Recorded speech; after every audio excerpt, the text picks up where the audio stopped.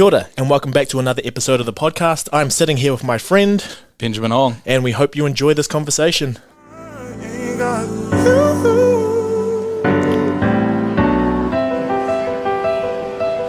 Awesome, man. Ben, good to have you in here, man. Oh, great to be here. So good to have you. And just the first question before we get this off, thinking about Christmas, is Home Alone considered a Christmas movie? Oh, yeah, absolutely. Yes, yeah, great, yeah. okay. We watch it every year. Yeah, good. So to the three people of the hundreds of people who said, so the three people who said it was no, you've got it here from a person who just successfully defended his Ph.D. Man, yeah, so I wanted to get you in. So for those of you who have seen on my social media, Ben was, I quoted, favourite flatmate. We went to Queenstown together. We shared like the kind of wall between us in our rooms. But I didn't meet you. How long was it that you moved in? Oh, it would have been at least a week. Yeah. Right. So you moved into the house, and then we had been moving kind of like at different times, but we never actually got to see each other. Yeah. I was spending a lot of time at the university at that stage. At that stage, trying to finish off that PhD, man. Awesome. So congratulations. I mean, the last thing you want to do is come and have an hour discussion with me after just defending your PhD, but that's awesome. And what types of feelings do you have going on right now? I think I probably still feel a bit stunned. I feel like leading up to it, there's that feeling of the rug might get pulled out, and still not quite believing that I've actually passed it all. Yeah, it hasn't hit yet. Yeah, it hasn't even hit yet, and you also have to get over the fact that you submitted a PhD as well. Yeah. Because when did you do that? That would have been about the end of September. We went for a little Queenstown trip. And then even when that was all happening, knowing that you had to do your Viva and then from there, amendments, then a graduation, when you submitted, what was the feeling then? Oh, that was awesome. I think probably also because at that time you've got all the stress on you and then you get to just press the button and it's gone. Yeah. And, So, that was quite a different feeling to what it is at the moment. And plus, there's a little ceremony that we do here at Otago. So you get to go around and hit the bell and take some photos. Yeah. But just having all that stress come off at that time. Very cool. Feels real different. Yeah, absolutely. And now, so I was one of very few, I guess, I don't know if that makes it sound bad or sound good, but I was one of very few who got to read your entire PhD and the entirety of it, footnote and all, to give comment, to edit it, and I learned so much, and I've spoken about this on this podcast. So for those of you who don't know, I have Ben here, who was my flatmate that I said I had been reading his PhD. So this is who we're talking about now, and I learned a lot through it. And one of my favourite chapters, well, I think it's more a favourite chapter because I didn't know much about you at the time, but you gave like a Kōwaio sort of chapter. Now, is that normal practice in your field? So firstly, what is your field? And then do you think it's a normal practice in terms of introducing yourself like that? So I'm in theology and biblical studies. It's not really a normal practice. Some of the more, I guess, some of the less Western authors, they're starting to do a lot more of it, and it's becoming more encouraged. But it's still not really a normal convention within our discipline. Yeah, and then so I said Kōwaio as if everyone knows what that means, but that's like a who am I introductory chapter of yourself. So for you, what made you decide what stayed in that chapter and what didn't? Like, what did you find were the most relevant points? I mean, the whole time I was thinking about, what are going to be the most relevant points for the thesis itself, and what kind of progression of my own social location are going to matter for the rest of the thesis too. There were a few parts that got cut out. Mainly focused on how is this relevant for the rest of the thesis, and the things that I can tie in from this chapter, which are going to interweave into the rest of the chapters as well. Yeah, absolutely, and it does throughout the entire thesis. It's definitely something that kind of reminds you of who you are as the reader, where you're situated when you're going through the different things. Now, what was the actual title of your thesis? It was called Partner-Centered Interpretation in Aotearoa, New Zealand. A way for Pākehā to engage with Māori around the meaning of the biblical text. Yeah, now in terms of the Pākehā engaging with Māori, where do you sit on that side? So I'm Pākehā. Yeah. Right, so that was the thing.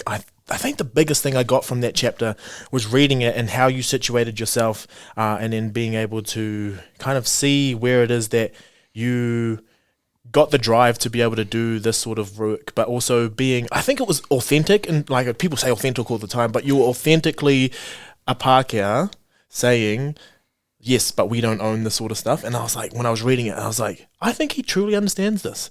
Because when did you kind of come across this thing where you're like, wow, this is something that I'm in foreign lands here, or when you're going through that sort of stuff that like you need to be fully partnered with the proper people to do your work?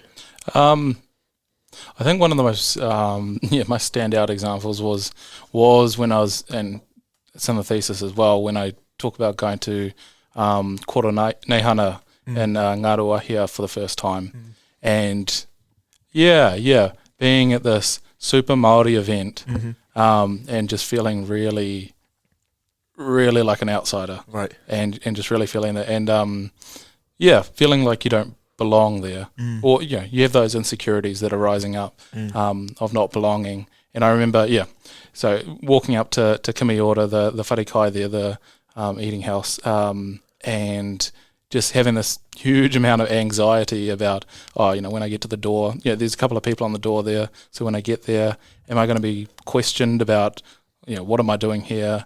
Why are you coming to this event? Who are you? But all of those anxieties were just completely unfounded, and instead just greeted with a huge smile and a welcome in and come and eat, and just heaps of hospitality out there at Te Rangiwa Waimarai. Yeah, I know. I remember when I was reading that, and like I knew exactly what I could kind of see it unfolding as you were going through it, and I was like started smiling, and I could really picture it, and I'm like, that's kind of how it all goes. And now, so before you actually get to that point, and being at where you are now, I think we'll go back a few years now, because for someone like me, who's someone who hasn't really been involved with church much and involved with like biblical studies at all, really. I've had friends and whatnot, but it seems like one of those things that like you had to have been born into it. What was your relationship kind of upbringing in terms of like relationship to church? Well, we were born into a fairly Christian family. But then after my parents split when I was 6 years old, we just kind of gradually stopped going to church. Right. Then I ended up at a Christian camp in Matamata, and so we lived there for a while and were involved in the activities there and whatever. But still not really involved all that much until I went off to Hamilton and got involved in a Pakipaki and a Klepi Pentecostal church there. Right. And that's where I became a lot more involved in what the church was doing, and began to take on various responsibilities and all that type of thing. Right, and then at what age did you decide like this is something you want to, give pretty much the most of your life to? That was around 16, I think. Right. Yeah, 15 or 16. Yeah, I'd originally wanted to go into like mathematics or computer science. And I was good at those things, but then for some reason I just lost interest completely in them. Ended up leaving school, and then about 6 months later, enrolling in my first diploma which was in Christian ministry. Yeah. So let's just go. That was always, every time, pretty much every dinner we would have when we'd be watching like one of the Harry Potters or just watching, was it Taskmaster? You're always watching Taskmaster. But basically like we'd just get into maybe like 7:30, close to 8. We just start learning more like stories about you. And the first one was that you didn't finish high school. Yeah. And what was it about? Was it high school itself, or was it just that you had something else in mind? I think it was a few things. My high school was really sports focused, right. And so not being a sporty person, there was a little bit of tension there. And then also instead of kind of getting university entrance as quickly as possible, they wanted to drag things out a bit, which was a bit frustrating. Like I said, I in that last year in 2010, I just ended up losing interest in what I had been quite passionate about before. And so just decided to leave.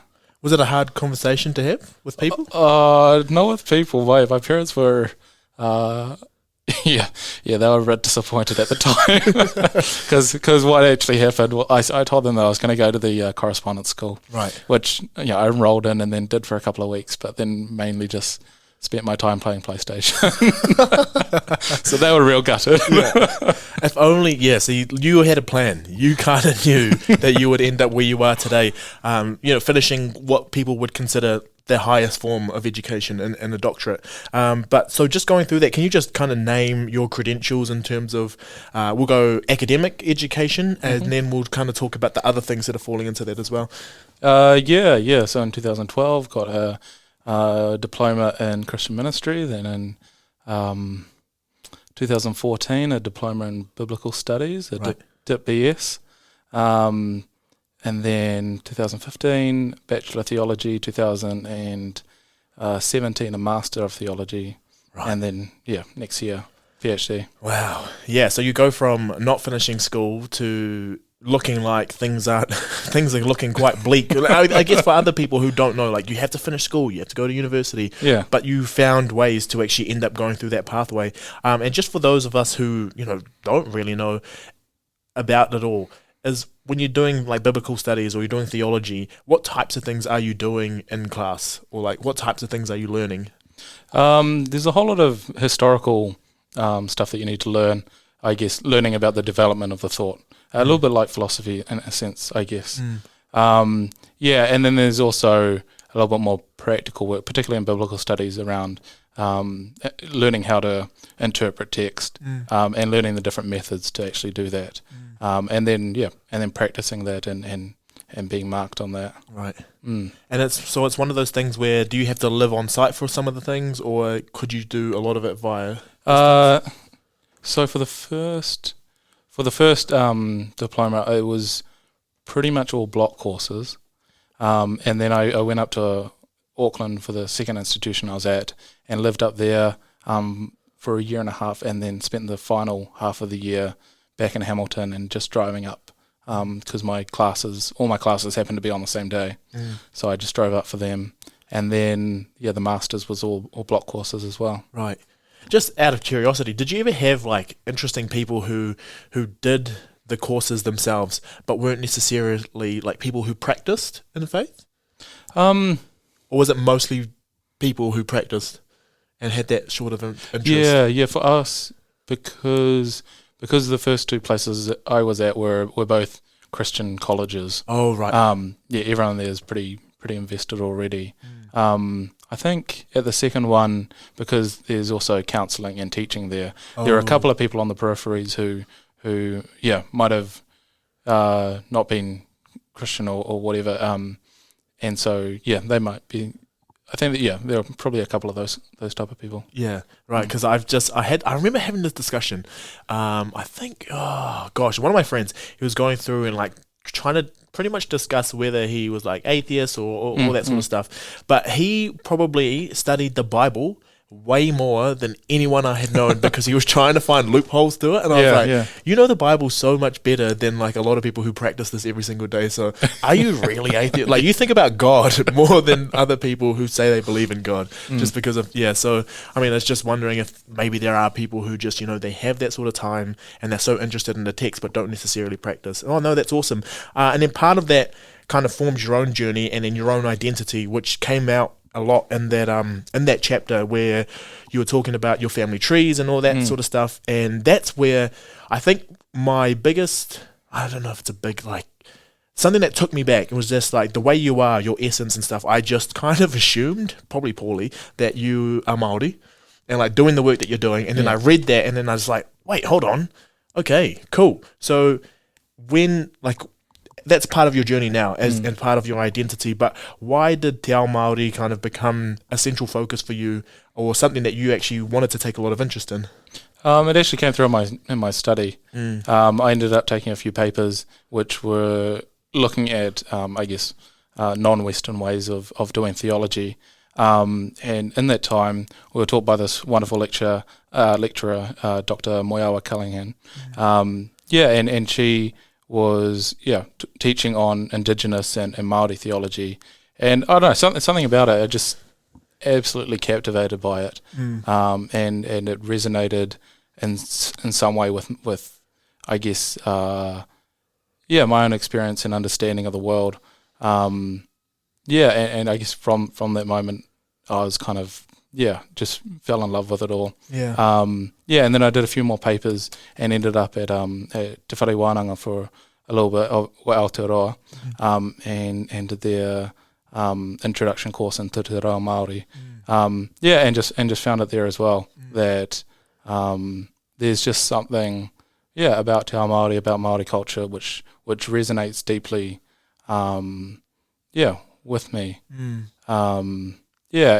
I mean I tend to think of it as I don't know, something spiritual that's gone on over our history, and particularly at Te Tiriti, where you have these two people coming together and perhaps there's something spiritual going on there as well, of a combining of a people.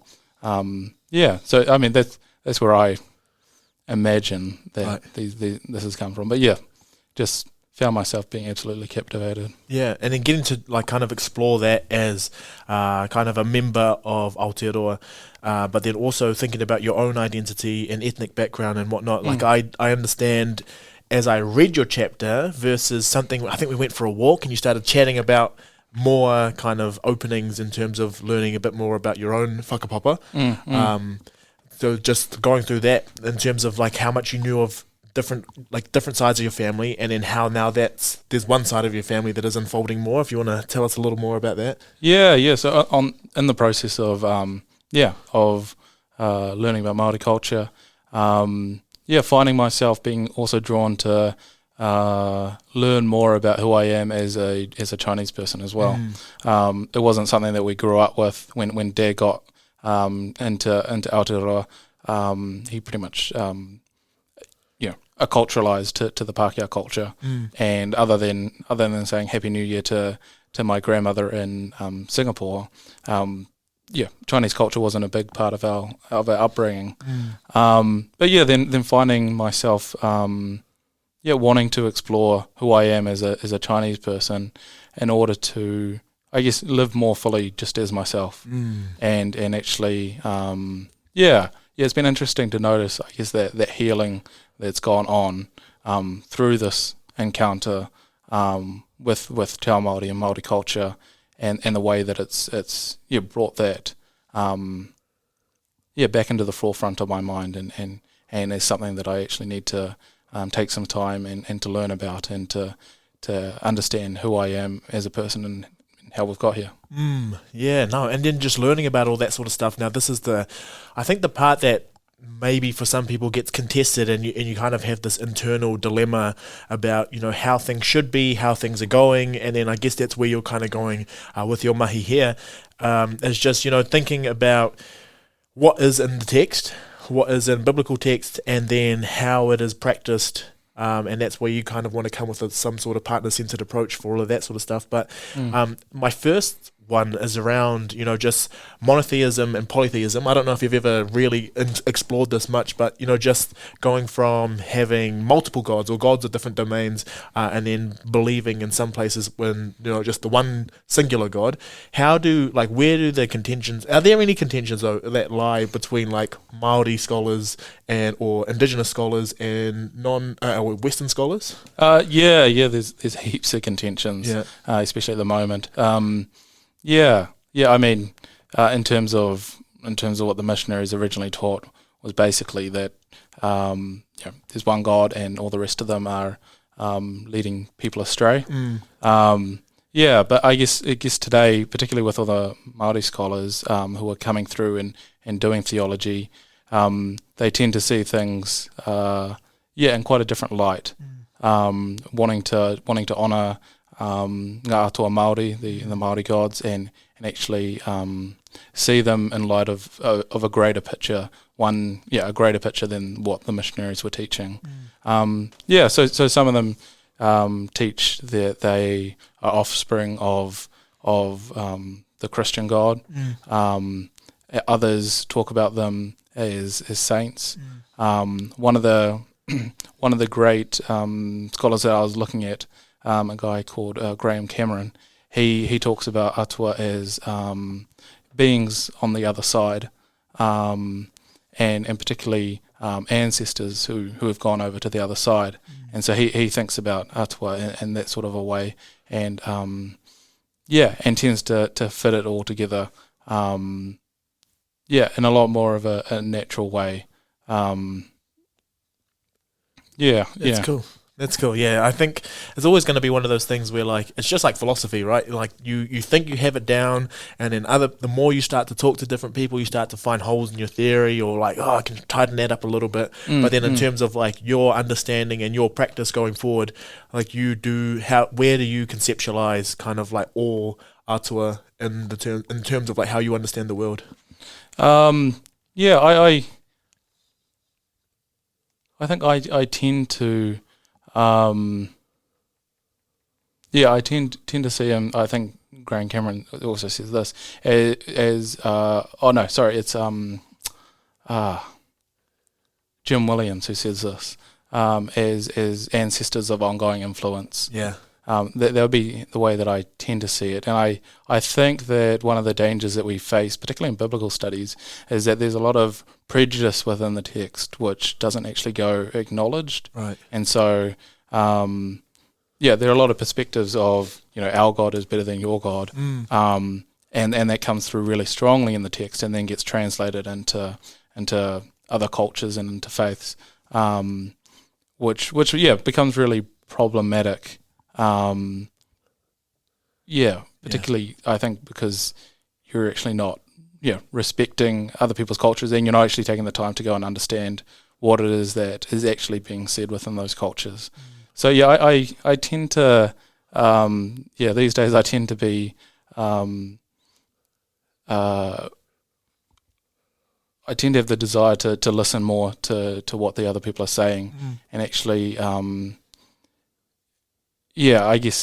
think about it in a lot more of a relational sense, right? And actually, all of these things are related together, and actually, people are all kind of wanting to go towards the same objective, which is to live good lives, to honour the people around them, and to actually do something good in this life as well. And actually, all these gods tend to move kind of in the same direction together. So I think, I would tend to try and take a lot more of a respectful attitude, and want to sit down and listen and see what we can learn from one another. Do you think that a lot of that comes into how you were kind of introduced to your own faith and finding your own journey? What do you mean? Feeling like that was just one of those things that you kind of found yourself in, and then you kind of wanted to explore yourself. Like, it wasn't something that was kind of given to you or told that you had to do. You kind of just chose that this was your journey, and that's probably why you're a little bit more like accepting of that sort of view. Yeah. And I mean, also I went to India a couple of years ago, and I think that's probably had one of the biggest influences. And we did this course on interfaith relationships, and just learning about how similar actually all the different religions are, and actually there's this common thread that tends to be that tends to run through all of them. And that we need to focus on that common thread rather than focusing on what our differences are. Right. I mean, in terms of peace and in terms of conflict resolution, like we're always trying to find that middle ground, that negotiated space of understanding. But yeah, like you said, there is the common objective. And I think what I liked about you, because like, I don't know why, but every time I think someone does like biblical studies and then doing it at a PhD level, I was like, oh no, he's going to judge my ways. But then like we ended up having beers together and just like talking about everything and watching the funniest things on TV. And I was like, wait, hold on, wait a second. Then like, you don't have to like, I don't know, what was your kind of philosophy around the life that you live as well, because some people can go all the way, like in terms of like there's a spectrum where you have some people who like are devout in the faith, but you know, they just kind of do what you do. You just like, you know, you're not over the top with anything, you're not excessive on anything, you're just kind of like, this is my beliefs, you can believe what you want. Oh yeah, that's interesting, and get into a good conversation. Like, has that always been you, or did you find that when you started you actually went the other way and then you've like found yourself? Yeah, I think when I started, I was quite the other way. The world was very black and white, and so yeah, quite a different person. But then I guess being exposed to other people's understandings and actually figuring out that we don't all experience the world in the same way, and actually there's a lot that we can learn from one another, and that it's our relationships that really matter, and that's the really important thing that we need to work on and to maintain. And I think also, you know, although there's this idea of us being called towards a holy life in some way, that doesn't mean that we're still not, although some people take it to mean this, we're still people, and we need to still, live and know that we're people. A couple of my great role models within the church, a couple of priests. One of the great things about them is that they're actually just regular people. Yeah, and that's what makes them so warm and easy to relate to, rather than having some idea of being all high and mighty and all disconnected from the world. Yeah. I mean, and just like anything, you do get those people. Yeah. Like we are both. We're technically academics or scholars now, and we're just still your regular people. When we may know a little bit more about some other things than other people, but they probably know a little bit more about other things than we do. And just thinking about now and where you kind of wanted to go. So we'll get into your PhD shortly. But what was the goal after finishing your masters, or even at the beginning of your journey? Like, when was it that you decided that you actually want to go in and be a practitioner of faith? At the beginning of the journey, I think I wanted to be a pastor in one of the Pentecostal churches. I think probably at that time, I liked the idea of being on a big stage in front of a few thousand people. Everyone, right, cleverly, But that quickly did not become the goal anymore. After the masters, I actually wanted to do to go into academia and to do some teaching. But then, once I began the PhD, I thought, oh no, I don't want to do that anymore. And so at the beginning of the PhD as well, I was entering into the Anglican Church, and felt some sort of a calling towards going into Anglican ministry. And so that's what I've been doing for the last 4 or 5 years, as well, alongside the PhD. Awesome, man. So now we will get into your PhD. Now you start to do your doctorate. We know that it's going to be a 3-year process. It took you 3 years, 3.5, yeah. 3.5 years, right. So going off your masters and then going into your doctorate and then coming out with a topic and then coming out with supervisors, all of that sort of stuff. Now, people just assume that when people start their PhD, you've just got a project and you go for it, and they don't really think about the nuts and bolts of it. Yeah. So what was your initial thoughts of what you wanted to do as a PhD, and then what did it end up being, and how did that process play out? Yes, initially I wanted to do something, I guess, more of a classic biblical studies project. Although, looking at food in the Bible and looking at the way that it enhances relationships. But you wanted to do food? Yeah, that was what I originally wanted to do. Look at the way that we eat together and how that affects our relationships and brings us closer together. Awesome. But then, so that's what I submitted in my proposal, and that's what that's what I got accepted upon. And then within the first, would have been 3 months, I said to my supervisor, I think it'd be good to try and do something around,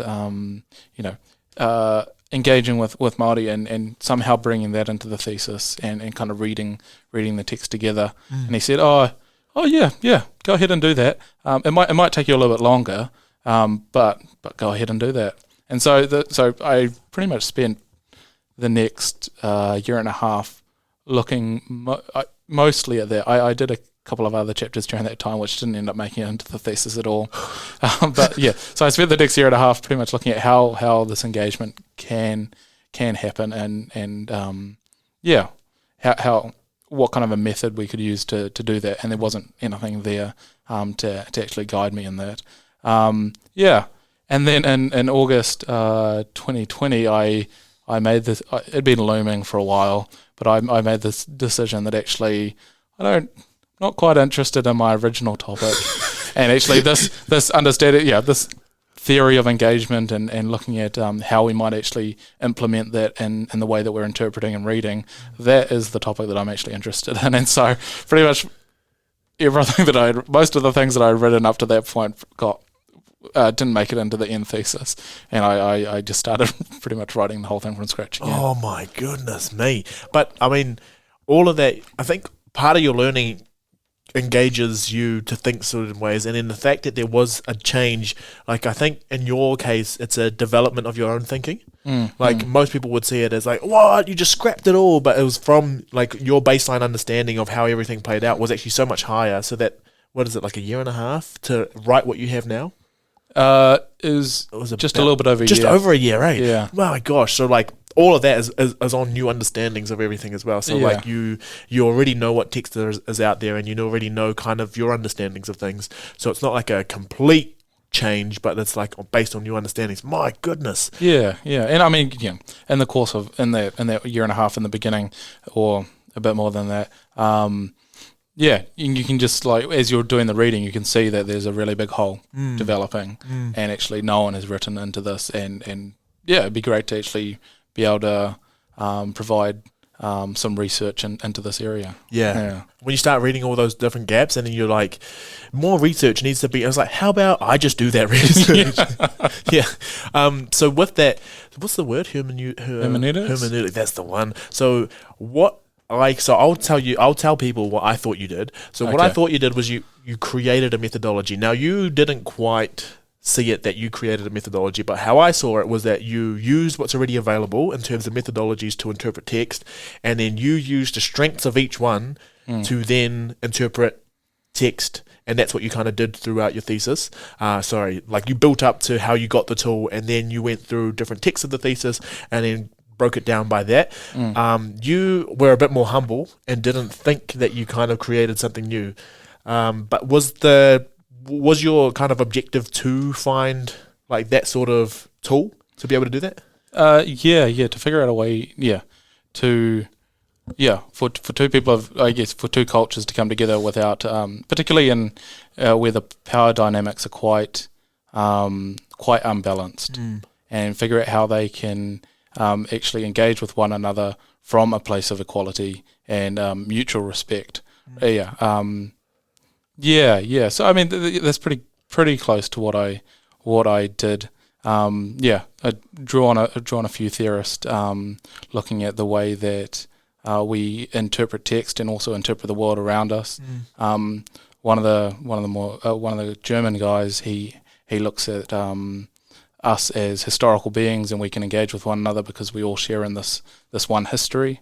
Whereas Reverend Professor Upolo Vai from the Pacific, he talks about how we can engage with one another because of the relationships that we hold, because we're in a interconnected universe with one another, and actually it's through our relationships with the land, with our whānau, with our ancestors, with the rest of nature, that those relationships inform the way that we see the world around us, and therefore the way that we interpret the text that we come to. I think I found similar sort of features coming through in the in kaupapa Māori research, and in some of the interpretations of the biblical text that a couple of Māori scholars had already done, looking particularly at whakapapa and the way that allows them to establish a relationship with the text through their whakapapa, and also bring in different aspects of their identity and their own location and who they are, and then relate those into the way that they're interpreting the text. Yeah, and so I guess in terms of what I was trying to do in my theory and the practice was to figure out a way that we can engage with that, acknowledging that we come from a position of oppressive power, and trying to dismantle and remove that superiority complex that we have, so that we can come together from a place of mutuality and respect. Rather than from superiority, because if we're going to engage in dialogue, then actually we both need to be able to talk as equals, which means that I have to be open to the criticism that you have of me, and have to be able to engage in that self-reflection, and just be open to the critiques that are faced my way, not just be the one who's offering critiques. Right. Because I was something that struck me while I was reading yours, and I remember it was like a weird thought, and I don't know if you directly addressed it, but it was talking about, just because by virtue of us being on land of Māori, and then the people that are in those areas and their faith, so not necessarily because the person delivering is Māori or the person receiving is Māori, but some sort of acknowledgement of Māori comes into your practice. Do you think that that's something, so maybe just for your own self, or you think could be extended across Aotearoa? Yeah, I think that's really important.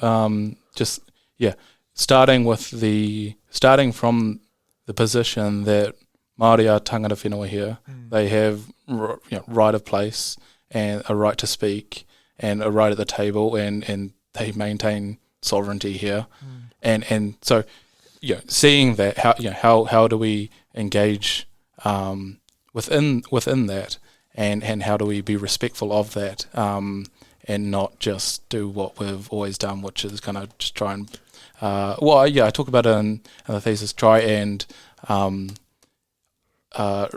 replace the indigeneity of Māori with try and implant Pākehā as the indigenous people, which is, I think, kind of what we've seen a little bit through history is Pākehā trying to indigenize themselves to the land and remove Māori from the land, but actually what we need to do is recognise the indigeneity of Māori and then respond out of that. And then one of the questions that came up, which actually this is the first one. So you there was a section where you broke down different scholars that use different methods, and you kind of you talked about the different works that they did. Now, one of the scholars that you have brought up before also was your examiner. Oh yeah. So firstly, how was that, knowing that this person had read an entire chunk on you dissecting the work that they've done previously? So firstly, how did that go?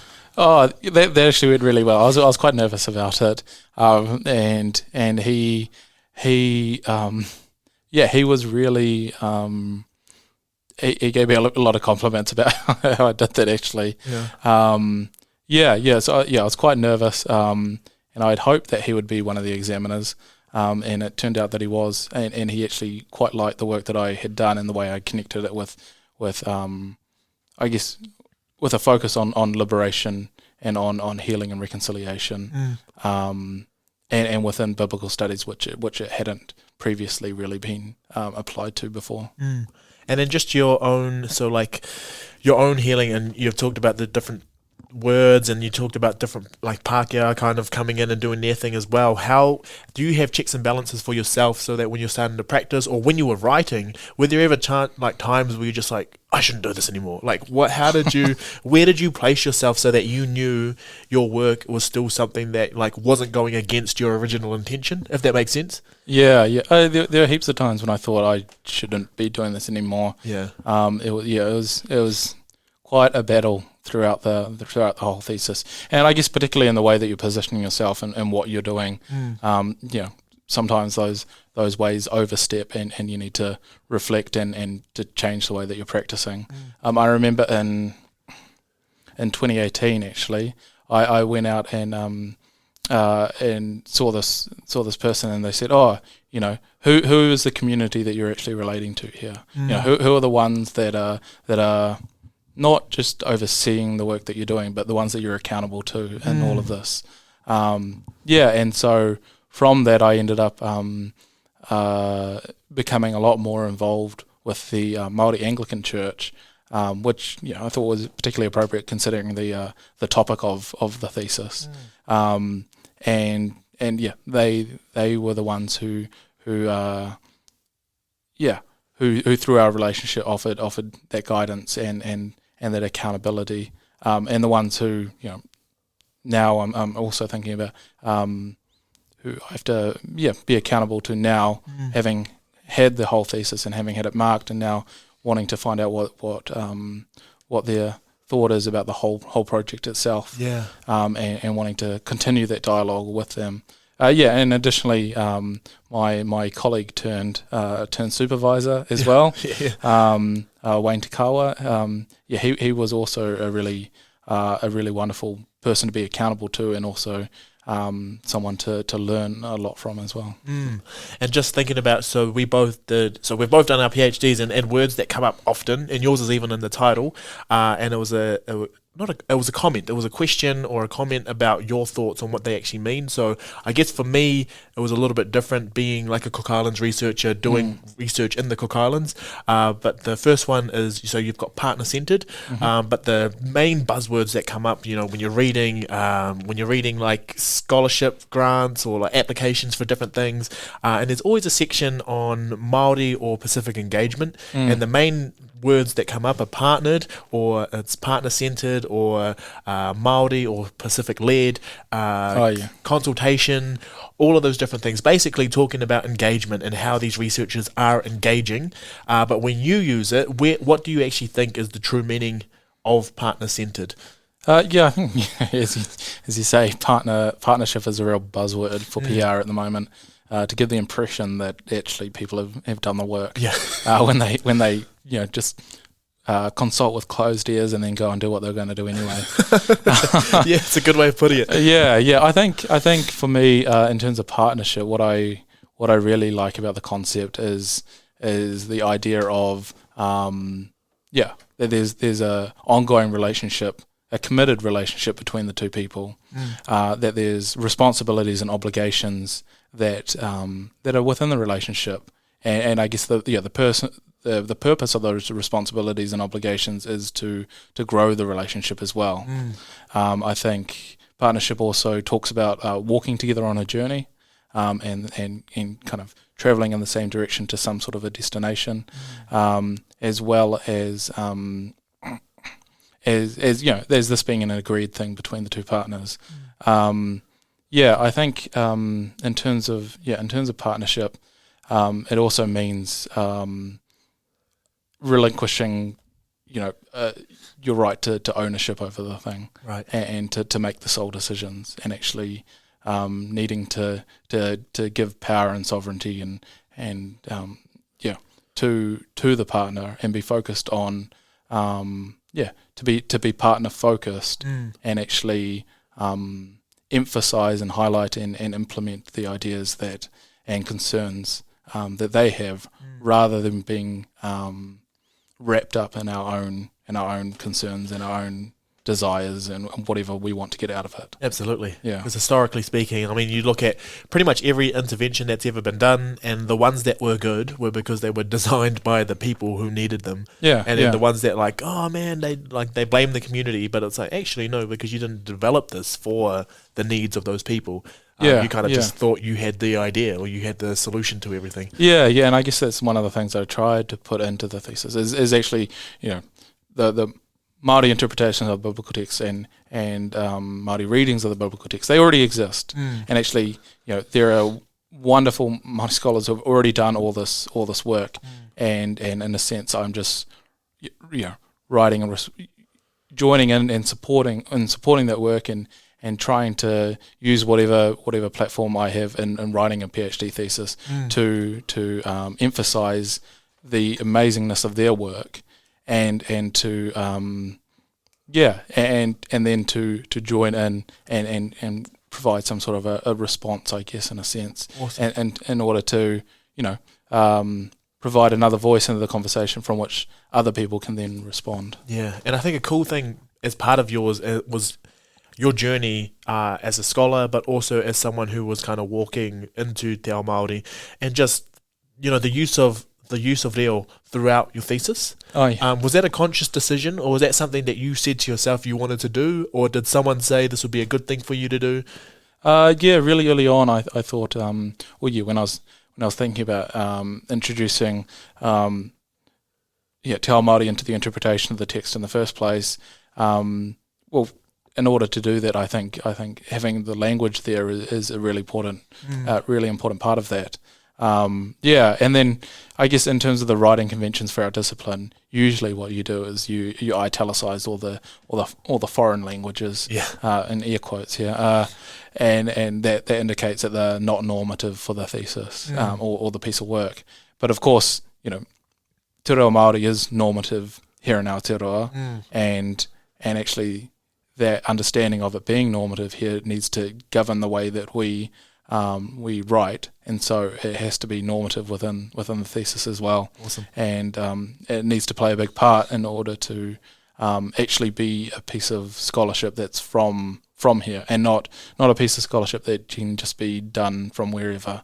And those were the other thing I was really conscious of, that I wanted the thesis to be really relevant and really placed here in Aotearoa, and not just something that I could have written if I was over in England or over in America or something like that. Yeah, that's cool. So it's very context specific. And then from there, like, you kind of have more confined context based on wherever it is you're going to go. So that's kind of cool. And then just one thing I want you to, if you can bring out a little bit more, was you had this awesome section that took me, it was probably the part that took me the longest to get through when you were talking about like mana, tapu and all that sort of stuff, and defining the terms. But you had this really cool, I don't know if you remember, you probably do remember obviously because you just wrote it, but you were talking about, I think it's mana, and how it's the you're using like the analogy of the moon. Oh yeah. Yeah, can you just describe I think I was talking about tapu in that bit. It was tapu, right? Yeah. So I was drawing on a scholar called Dr. Henry Tate. And so in his thesis he talks about tapu as inherent being, as the relational connections that people hold with one another, and then also as prohibition and restriction in order to maintain those relationships and not trample anyone's tapu or mana. And so one of the things that he talks about in terms of the inherent being of the person is that everyone's born with te tapu'i, the inherent being, and that it comes more fully into the light and develops more throughout their life, and then following their death, it develops even more as they move back towards the atua. And so I think that comes through in a bit of in the metaphor of the moon, that I guess at the beginning of the life of the person, you can only see a little bit of the tapu and the inherent being that's in them, so you only see a little bit of the light on the moon, but the rest of the moon is dark. But in reality, the whole moon is there. It's just that you can't see all the potential that is to unfold. As they grow and throughout their life, more and more of that potential and more of that inherent being becomes known, and so you can see more light that's reflecting off of the moon, and less of the moon is in darkness. And then and then when they reach their potential, that's when you can see all of the light reflecting off of the moon, and you can see them in all their glory, and just how amazing they are. Yeah. Because that's why the reason I wanted to bring into that, because basically that describes every single journey that you go on. Like, you go from like, you have the potential to do anything that you really, really want to do, and the potential is always there, but it's just how much of it are you kind of discovering for yourself. And then as you start to discover it more, like for example, you going through your entire thesis, and then it's not until the very end that you're like, wow, like I can see it all now. I can, because like there are so many times. How many words did yours end up being? Like 103, something Yeah, like goodness that, me. thousand. Okay, 103,000. So at the beginning, it's hard for you to see it all coming together because you're only focusing on the lines that you're writing. But then when you get it all together and finally get time to take it all in and see it, you get the full moon at the end. And I was like, this all had the potential there, but until you actually willed it into being, it's like, there we go. Yeah. That's it all there. And I thought that was a really cool thing. And I think it's a really cool way to think about your own journey, but also think about how you relate with other people. I don't know if that was kind of what came into it as well. Like, if you're understanding those intrinsic parts of every single being, does that change how you interact with different people now? Or, does it just kind of glorify your relationships with different people? No, it has to change the way that I relate with everyone, because actually you see the way that, the way that they are, the product of their own whakapapa and the product of this place, and the way that they relate into their own family, and actually that they are someone who is inherently valuable as a person. Yeah. So I think in reading Partate's work, definitely having a growing appreciation of just how special and how amazing every person is. That's so cool. And then just thinking about your journey in terms of your reo, or in terms of your so you're being ordained this Saturday. Yes. So what does that actually mean, and what was the journey leading up to this point on Saturday? So being ordained as a deacon in the Anglican Church, which means I guess in our own words, receiving a special grace of ordination to go and do the work of the church, which for a deacon is mainly focused on social justice, sharing the gospel and leading the church and being in their actions, in the way that we care and have compassion for people who are in poverty and in difficult situations, and actually loving those people and providing for them. That's been quite a long journey. Started officially with the Anglican Church about 4 or so years ago, 4.5 maybe. And ended up going up to the Anglican College in 2019 and 2020 and learning a bunch there. And I guess reflecting on our own practices of ministry and our own understandings of how we practice our faith and how we lead other people in doing that.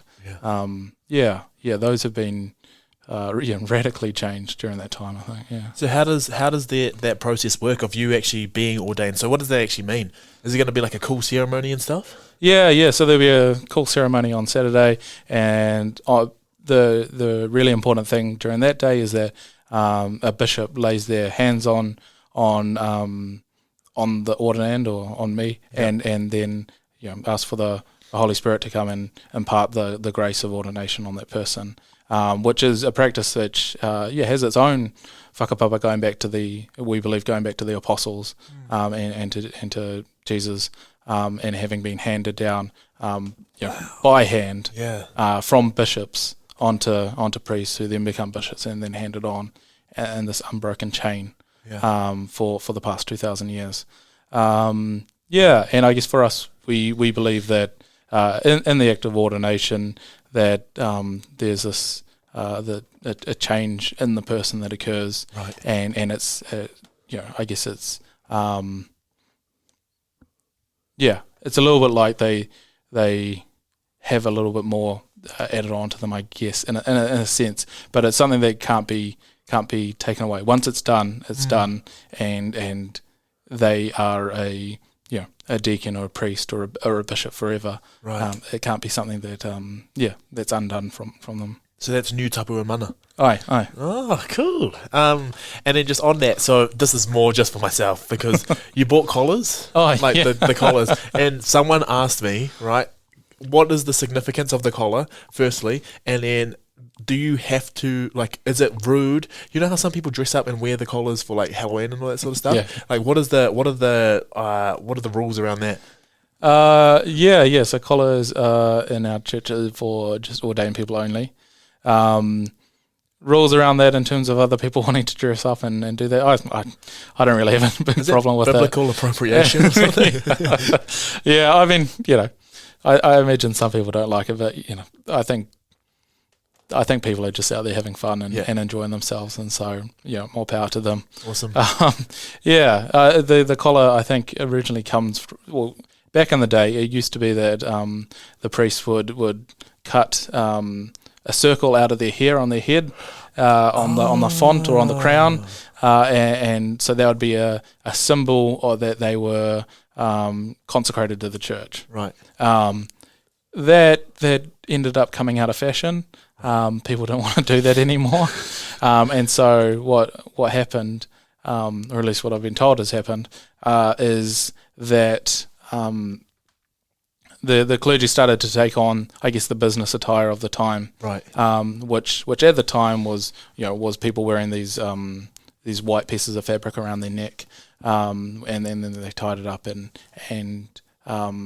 that'd be a part of the business attire. And so I think even in some of the early portraits that we have of the missionaries here in Aotearoa, you can see around their neck, and I think also of some of the crown representatives, you can see around the neck this white piece of cloth, which I think probably originally served a practical purpose of keeping all the gross grease and sweat off of your clothes and just putting it on this one piece of material, and so you don't have to wash everything, or you have to wash everything as thoroughly, but you just have to really thoroughly wash this white piece of material. But then transformed into becoming more of a symbol of one's consecration to the church and one's and someone being an ordained person. Yeah, right, cool. And then in terms of your reo journey and all that sort of stuff, how's that gonna kind of come into your practice, or maybe even just like your own, like continuing your journey yourself? In terms of ministry practice, after Saturday or on Saturday. So entering into the Māori part of the Anglican Church and serving there. So in terms of Te Ao Māori, actually there'll be a huge part of my work as we as I learn from my boss about how they minister within Te Ao Māori within our church. And learning. The different types of pastoral and spiritual care that we give to people. For us in the Anglican Church, the Te Ao Māori branch of the church is primarily, the tikanga is separated by the type of culture that people would like to be ministered within. And so a lot of that will be learning how to serve people by ministering at tangihanga, how to serve at the usual sort of church services and what type of resources that we already have there in Te Ao Māori. I guess learning how to serve within the communities as well and the structures that already exist there. Very cool. So that's going to be an ongoing practice that, just like everything else, is just going to keep evolving as you get better and as you get better resources who can kind of help. And I guess you're going to be introduced to some cool people as well. Yeah, absolutely. Can help you. Cool. That's cool. And then so just one more question before the final question that I ask everyone. But can you tell us? So. It was so funny, the significance of why you wear full black. Oh gosh. And when did that actually start? Shall I tell this? Well, when I went up to the Anglican college, I don't know. Should you not? That's okay. When I went up to the Anglican college, I started to wear a thing called a cassock every day, which is kind of like a big black dress, which if you look up Father Ted, no, not Father Ted, Father Brown, on Google, you'll see this dude dressed in a dress, and that's the garment that I'm talking about. So I wore that when I went up to the Anglican college because it's a symbol of it's working clothes. It's a symbol of service and getting your hands dirty, I guess, and also of commitment and something to reflect on as I was on this journey. Yeah, so when I went up to the Anglican College, I wore that every day for the whole of semester one, and then through some series of events, it ended up getting banned. And so in protest... You got banned wearing it, or everyone that would wear them? I wasn't allowed to wear it except for in certain circumstances. Wow. We had a disagreement of understanding on what this garment meant. Right. And so it got banned, and so the alternative was to dress in black every single day, as a replacement for wearing the cassock, as a way to continue to think about what it means to be called towards ordained ministry, and to think about the expectations and the duties that we're being called to serve. Fantastic. I didn't even know that.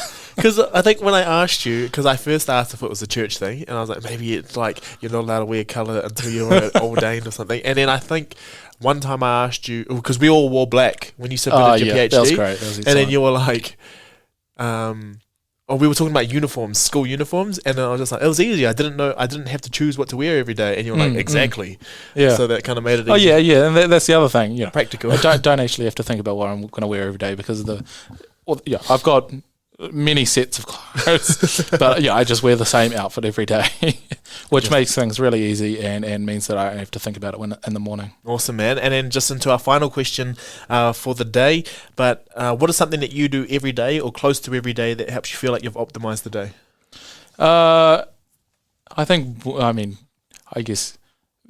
Looking towards ministry, one of the things that I do every day is to pray and to spend time in silence and to spend to spend time being mindful in the morning and then also in the evening as well.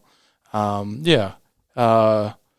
guess within Anglican spirituality and Catholic spirituality, one of the things that the monks do, which I really aspire to, is to pray 7 times a day, right, which is usually about every 3 hours, and then with a different one kind of during the night at a different time. And each of those times, they're being mindful and they're centering themselves and just being present here and where they are at this time, and then going out and working out in the field or doing whatever mahi it is that they do. So that's probably the practices that I do every day. Is there anything that you do like in particular, like you like to sit in this particular spot, or you can just kind of do it wherever you want? I don't. Often I'll go down to the church to go and pray, and sit somewhere in there. But I guess it's more that the books that I use, they've got it all there written for me, and it's just flowing into that rhythm of life.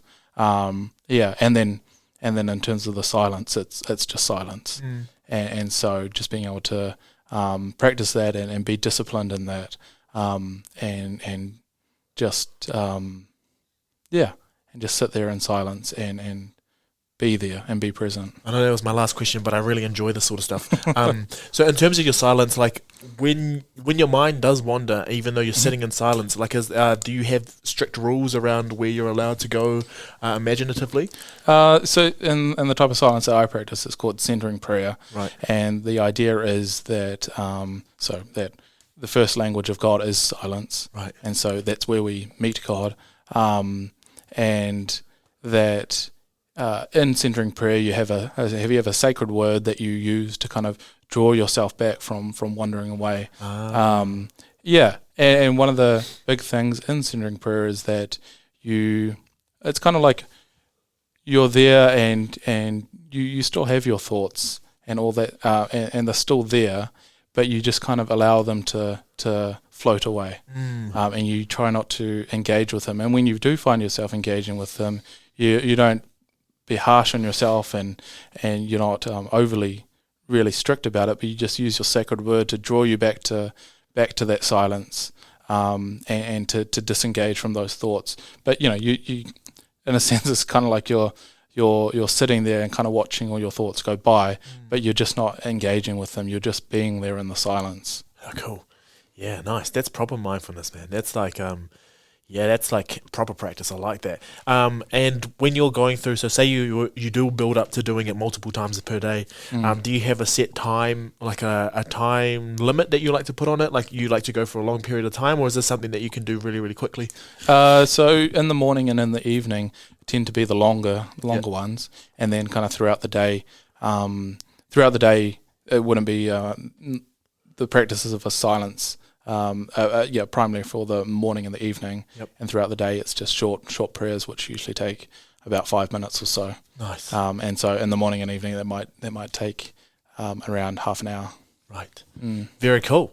So yeah, that was, oh man, that kind of flew by really, really quickly, and I was like, man, did we cover everything? But you know what I think? Well, I think there will be a part 2 where I'll come visit you, and we'll talk about your first couple of months that'd be great. As a what would you call yourself? An ordained priest or as a deacon? Yeah, as a deacon, and then you'll also be doctor.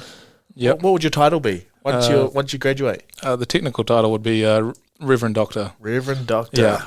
But you know, Ben. Oh, man. the day by day title will be Father Ben. Father Ben. There we go. Awesome. Thank you so much for your time, man. I really man, that was awesome. It was so cool to catch up, and now we go get some good food, and thank you for doing this last minute. No worries. Yeah, cool. Awesome, man. Take care.